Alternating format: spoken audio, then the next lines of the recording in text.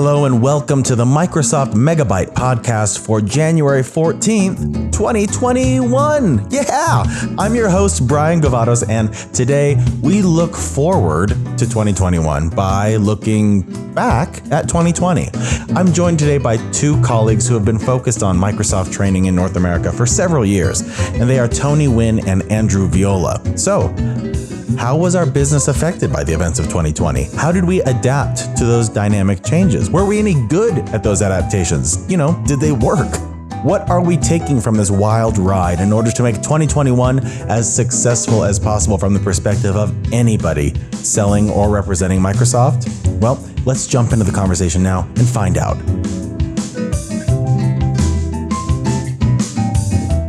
All right, guys. It's like I'm talking to my family today. This is crazy. Hey, welcome to the podcast, Tony and Andrew. Why don't you guys introduce yourselves? Tony, who the heck are you? Hey, Brian, thanks for having us. I am the lead for training here in the U.S. and excited to be able to speak with what I consider like one of my children.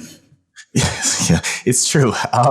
So what Tony is not saying there is that he's effectively my manager. He's my boss. And so I have a bunch of compliments I've written down here that I'm going to just be inserting them wherever I feel appropriate. So just hang tight, Tony. Can't wait to impress you with those. Andrew from up north. Tell us about who you are. Thanks, Brian. Yeah, Andrew Viola, labor and evangelism lead from the consumer team here at Microsoft Canada, based just outside of Toronto, and very happy to be here today. Focus on all lines of business on the consumer side and focus on our labor teams, where we go, and then, of course, the evangelism side, what people say and how we go and tell that story. Work very closely with you, Brian, and, of course, Tony, my counterpart in the U.S. Excited to be here. Thanks for having me. Yes, so we felt that this was the time. Now, as we start a new year, we're starting a lot of new initiatives. We're taking stock of the time that we've been spending in 2020 and how things have changed. And what we all three have in common is that we are primarily focused, I think it's safe to say, on messaging, on how customers, how retail professionals are understanding our products, our missions, our goals. And when we are faced with the kind of changes and that we have all been faced with in 2020, it has caused us to really have to sit back, reassess, adapt in the moment, and make sure that all of our partners and all of our retail pros and all of our customers still get the best experience possible. So here we are at the start of a new year with all of our learnings. I want us to discuss what happened in 2020 from our business perspective, how training and evangelism and product messaging and all that stuff, how we had to adjust and pivot to make sure it lands strong and make sure that everyone in the field was taken care of. So how did training events or training information and stuff, how did we used to do it? Like, let's say in 2019, in what seems like a decade ago. Let's just run through like what a big event would look like. Yeah, it's a great question, Brian. And sometimes it's a lot behind the scenes that people may not see, but for this audience, obviously, let's peel back the curtain a little bit. And it's really a global motion. There's intricacies and uniqueness by partner or how you're going to do it. But at the end of the day, it's really in two different ways. It's both obviously in person and digital. Digital learning isn't new, but overall, it's around touch points. How often are you getting in front of the right people in the right place, selling our products? But how do you get them to tell a story, but in a way that appeals to that customer? We always talk about in the training world around speeds and feeds. Well, the reality is speeds and feeds are more important in 2020 than they have been in a number of years because of how people are using their products. But that doesn't sell. What sells is that the training motion that allows that retail pro to storytell. So for us, it was one-to-one, being in stores. And I know it sounds crazy now, but going to stores, handing out some goodies, grab some swag, get some time, get some face time in a one-to-one or in a one-to-many environment, and walk them through what an ideal Microsoft story would look like. If you have customers that come in looking for this, match them with this. Here's a recommendation on how to attach, M365 to a modern device of Windows and Surface. Here's an opportunity to showcase next-gen gaming with a parent or someone looking to buy the right gaming gift for their kid. Here's Game Pass Ultimate. It's all around the conversation we have. And training for us is the one-to-one, one-to-many at stores and partner events, and be able to spend hands-on time with the product demo. Oh boy, how much did we miss that type of stuff? Right. So before that 2020 world that now we're very familiar with, it was very much, FaceTime, hands-on, in addition to the learning that they would have either through like a learning management site or digital learning. There was a heavy reliancy on face-to-face interactions with the field team. Yeah, well, I think that makes sense, right? And there's always that assumption of when possible, whenever wherever possible, that face-to-face engagement is what's most powerful. That face-to-face interaction is really what moves the needle, so to speak, in terms of product knowledge and how people are feeling about them and understanding all the objections and overcoming them and all that stuff. Pour your resources into face-to-face and you get the biggest output. Cut to 2020. Things necessarily had to change really quickly. And I wonder, Tony, if you can recall a time like early in 2020 when you first started to realize, oh, holy cow, we're going to need to change how we're operating here at a fundamental level. Yeah, without a doubt. I think back to that February, March timeframe and how our worlds all kind of flipped upside down. And the good thing is our focuses have always been around people, our portfolio, as well as our partnerships. The good thing is we didn't have to change that. The focus was still there, but how we went about it and how we delivered through different vehicles to still have that same type of impact definitely had to change. So, going back and looking on things, we had planned 3 huge market tours up in Canada, 6 tours across the US in major markets to be able to deliver key messages as we led into back to school. And then as the pandemic really hit, we had to change our plans. But the good thing, like I said, was, our focuses didn't change. It's just more or less how we had to deliver it. And we had to learn quickly. It's not like we were doing everything digital in the way that we ended up doing it in 2020. So being able to go back, figure things out, rejigger our plans, it was quite the feat, but I'm very, very proud of the output that we were able to do in 2020. Yes, while things have been absolutely flipped upside down, as you say, Tony, for us, we now have had several months, well, almost a year now, of adapting, of pivoting, of switching from face-to-face to as much online engagement. And how do we make that online engagement, that digital engagement, as visceral and meaningful and substantive as possible? So we now have some experience. And I wonder, what are we taking from what we've learned and what are we taking from what we used to do? And how are we redefining now and launching strong for this new year of training and evangelism and product messaging?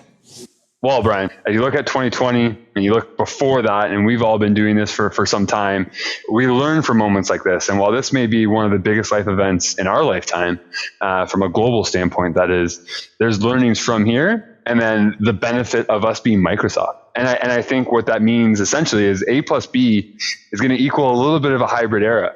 And, you can look back at the roaring 20s and what happened after a pretty catastrophic global event where people then in the 20s got dressed up. They loved going out. They loved socializing.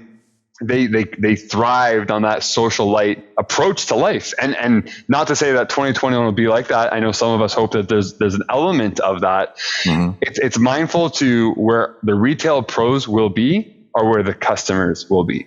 Well, and I think you're right on there because, with a vaccine currently underway worldwide, basically, mm-hmm. there's certainly an optimistic view that we're going to get back to some semblance of normality or normalcy.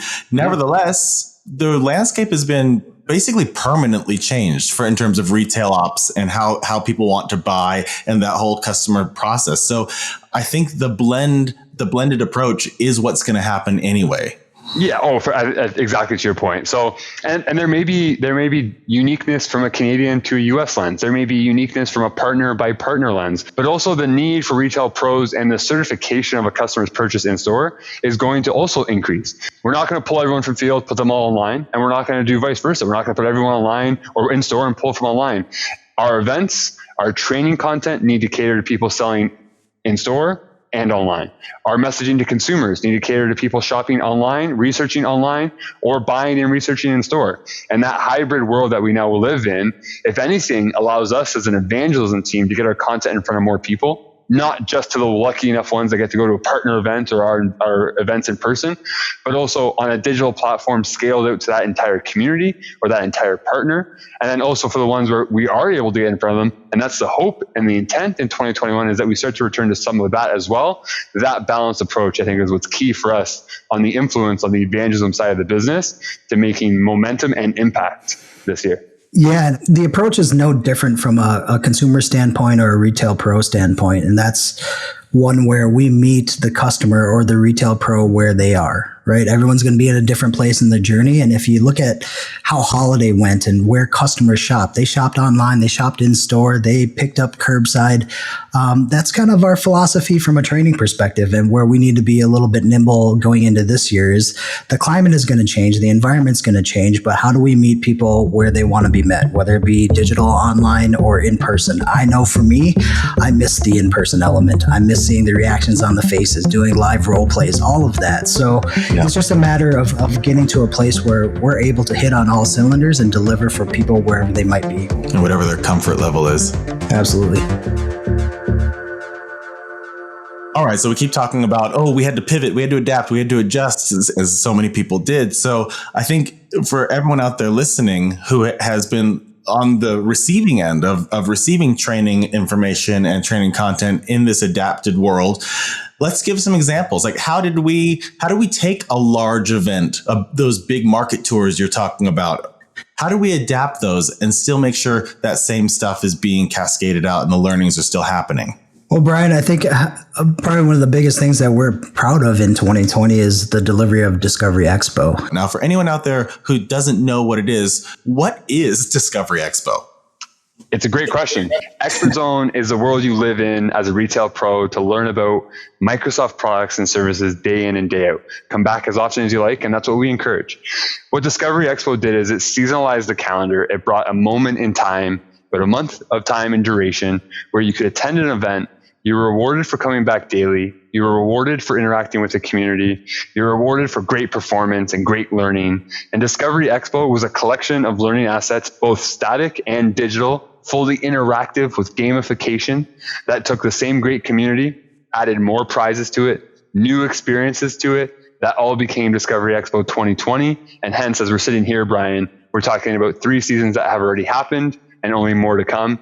It is a moment in time for retail pros to come together, learn collectively before they return back to field or while they are in field. And again, as I talked about the big market tours earlier in the call, this is one thing we had planned for in-person events, and having to pull together a all digital, completely virtual plan within a matter of weeks was quite the task, but something that we're very proud of. And we went back to the well several times. So we had Discovery Expo season 1, 2, and 3, 3 leading into holiday, and it was a big success. And one of the big things was bringing all the elements of what makes a in-person training great. It's the engagement. It's some gamification. It's great education and knowledge and skill practice.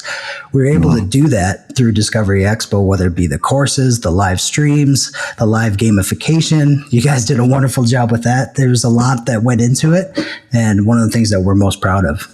Yeah, I know. I'll add to that, Tony. I think why we're so proud of it is really the efficiencies or the economies of scale that come with Discovery Expo. And Tony mentioned 1, 2, and 3, and those are 4-week moments with significant loads of content that are going to, now our base of Discovery Expo certified retail pros is over 8,000 people, approaching that 10,000 mark, which is amazing. And Discovery Expo, without us knowing it, solidified the foundation for us to go and take this content and the way the content is being deployed and delivered to the end user, and use that as a playbook, not only to show our partners, for them to leverage it, and for us to get those, like I said before, the economies of scale to get this content to as many people selling our products at retail. Yeah, without a doubt, it was a huge learning moment for everyone. So as we were learning, our partners had to kind of figure this out as well. And that's the one thing that Discovery Expo helped our partners with the most, is just it set a gold standard for what this could look like. How does digital delivery look like from a content perspective and engagement standpoint? And a lot of our partners really ended up relying on Microsoft to help deliver that. And all in all, it ended up just absolutely fantastic.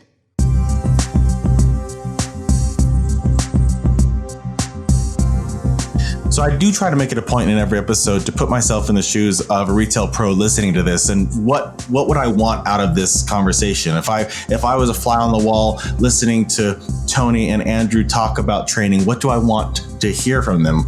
And I think what comes to mind is, hey, it's the beginning of a new year. It's the beginning of an exciting new year, to be honest. And what should I be expecting as a retail pro from training and evangelism from Microsoft, what should I be expecting this year to look like? And how can I sort of be most prepared to make the most of what we're going to be delivering this year? I think it continues down the path of meeting people where they're at. And when I say that, I'm talking about the platforms that we use. So not only is there Expert Zone from a retail pro perspective, but we have a Facebook page, we have a YouTube channel, we have a Twitch channel. So whether it's live streams, podcasts, quick hit type videos that educate and show people and even consumers tips and tricks on how to use our products and devices and services, you're going to see us putting content in multiple places to allow people to connect wherever they feel most comfortable. Yeah, I mean, I'm on our meetings now. It's crazy that it's so normal that we're talking about YouTube, Facebook, how we put live streams. Like, these are the topics now that in 2019, sure, those were things every once in a while that we brought up, but now that's the core sort of what we're developing content for. And I think that is part and parcel to meeting people where they at and how and where and when they want to consume the content. You know, it wasn't that long ago where you'd attend an event where you saw a collection of people from a certain partner on an annual basis. In a world where there is all the platforms you talked about, LinkedIn, Facebook, Twitch, YouTube, there's a podcast, there's Expert Zone, there is now literally almost infinite amount of points where you can interact with a Microsoft field team and share feedback, ideas, and insights. Because as we learn and as we adapt, the people selling our products and services are also going to face new challenges. They're going to face things that they've never faced before in the way that they sell the products for their employer and for us as the manufacturer, the OEM of that product. So what I would say there, for those of you listening, for those of you attending events, share that feedback. Because what we want to absolutely do is not only meet you where you are, and that's exactly what we're going to do, as Tony alluded to, we also want to build what you need and not things that may be out of date or things that aren't as relevant to the way you are selling and attaching products and services today that you weren't yesterday, a year ago, and going forward into 2021. I think something people would be very curious to hear would be how your lives have been affected in terms of getting work done, working from home, distance learning, managing family and work, and setting up a home office or whatever it is, because it's such an interesting conversation that retail pros are having with all their customers day in and day out. And I wonder, from you, how have you adapted? Have you had to adapt to this new climate in terms of getting your work done and making sure that your output is what you want it to be at home? It's a great question. I was at a partner meeting. I was traveling. I was driving with a colleague. I was carpooling to an office to have a group meeting around an exciting program. And that happened on a Friday. And that same meeting on the Monday wouldn't have happened because of the guidelines and the restrictions, et cetera, that came down during all of this. So from there, then you got home. And I know I spent my first week in the way my house was set up. I grabbed a dining room chair, set up my laptop, and off I went and said, I can do this for a couple of weeks. We'll be back at it, no problem. And again, we're sitting here January 2021 talking about our work from home setups. So from there, I quickly identified, if I'm going to go and build plans, if I'm going to work with a team around how we're going to go and meet customers, train our retail pros, I got to set myself up for success. So right away, being a father of 2 young children, having a spouse at home that also is working daily and is now going to be reliant on the line more than ever, we had to set things up. We had to change our schedules. We had to change the way we did our mornings. We had to change the way you took a break. You took a phone call. Is it a video call or is it just an audio call? Everyone, what I can absolutely appreciate is as you get on the phone with more of your employees, their environment, their situation changed. Could be a family in a condo, could have construction in the backyard, could have poor internet quality based on where they lived. So it's being accommodating to that, and one, understanding of everyone's unique solution, and then setting yourself up for success. So for me, I don't sit down after 2:00. I use a standing desk now because I don't get those in between meetings, going to meeting rooms. I need to be able to be interactive during my day, sure, but I also need to be active during my day. So for me, ending my day with a few hours of standing allows me to, when I go see my family, that I almost feel like I've walked home, or I've driven home, or I've been walking all day, or I've had a busy day where I don't mind sitting down and having dinner. I don't mind sitting down and playing with the kids because I'm not sitting from daybreak all the way to the end of my day and then just trying to go to bed and repeat that. Your body needs that same sort of movement that you normally would and take for granted. So for me, it was all about kind of sitting in that routine. I'm very routine oriented as a dad. and I apply that to my setup. So stand-up desk, new keyboard and mouse, multiple monitors, and then also identifying calls you can take a walk or be mobile on, as opposed to not everything is task-oriented or actionable. It's thought-provoking. You stop, debate, decide, commit. And I think now more important, and I definitely wouldn't have said this to you, Brian, in the summer. I may not have even said this to you in the fall, but over the last 6 months, really, it's definitely been top of mind for me, is you got to change your routine. You have to set yourself up, not for success. You have to set yourself up for well-being. And I know it's a little bit of a cliche going through this in terms of how important wellness is, but as someone who works in an environment where I work from my basement every day and we can do so much from our homes, it still is very important to take care of that environment, that setup, and that routine, to making sure you're showing up no different than if you were in the office. Tony, I know you have a significantly busier household than likely Andrew or my own. So I'm really curious to hear how you've been thriving during these times. I think surviving is the key. No, Andrew nailed a lot of it on the head, and I just multiply it times 3 because I have 6 kids and he has 2. Really, the routine is a big one, because I worked from home quite a bit, but I never had all 6 kids home learning from home at the same time. My wife working from home as well. And so internet bandwidth became a big, big deal for our household. We had to go adjust and upgrade the internet. Things like, the tools to do your job. If you think about the sit-stand desk, I adjusted to a standing desk as well, just to get up and moving. The ergonomic keyboard, my back would start hurting after long days. I got blue blocking glasses to wear during the day because I was looking at my screens all day. There's just a lot of little adjustments there, but the big thing was getting into some type of routine where everyone did feel like they were going off to work or going off to class, and getting into that type of rhythm. And so that, working from home, some days it can be tough. And if you don't have a solid routine to follow, I'm one of those types of people that I probably wouldn't get out of my pajamas all day. I'd probably sit around in my pajamas all day. And I'd probably do that a couple days when I don't turn on the camera on our calls. But nonetheless, having a solid routine, making sure, health is wealth, a lot of people say, and I couldn't say that more during this time. And especially with 6 kids at home, making time for myself to take a breather, whether it be jumping on the exercise bike, going for a walk, or plugging my guitar in and just jamming and having a little alone time to myself was very, very important to keep that sanity level up.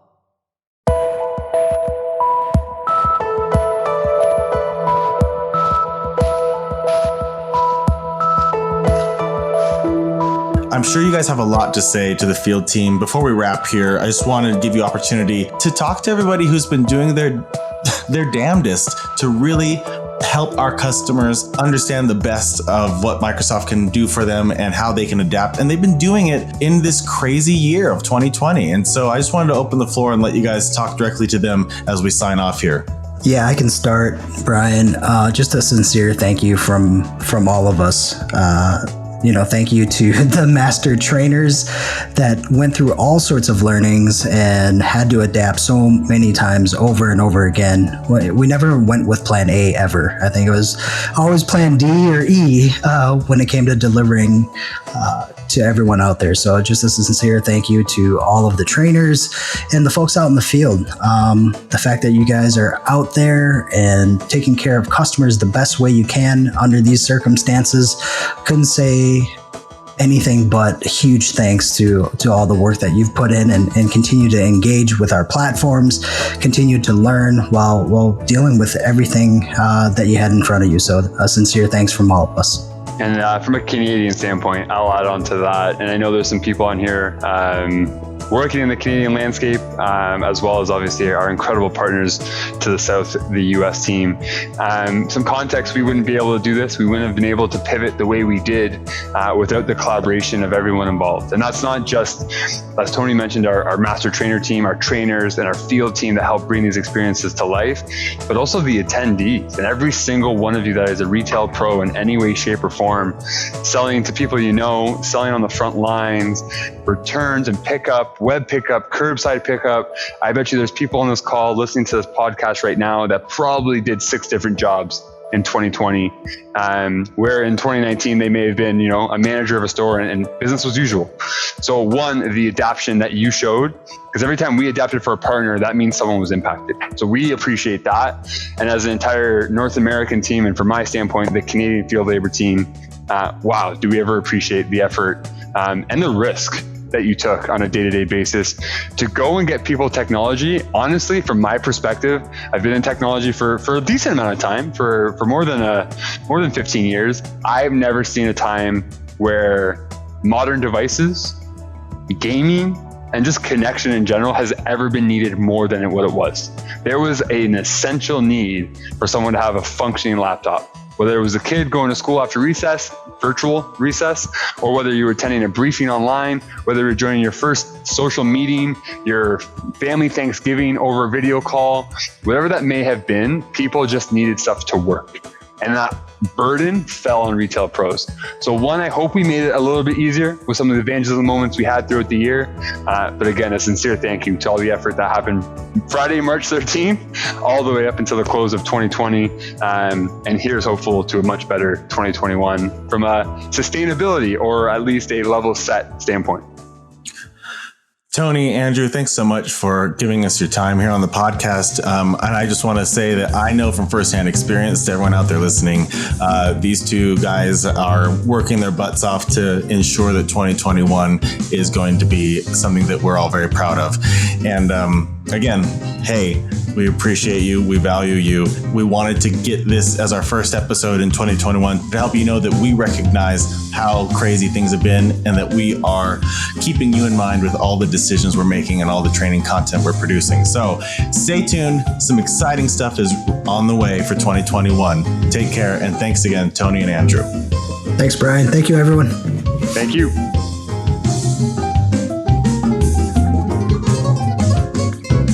This has been the Microsoft Megabyte Podcast, a training tool for Microsoft field team members and sales professionals across the country, produced by Microsoft employees.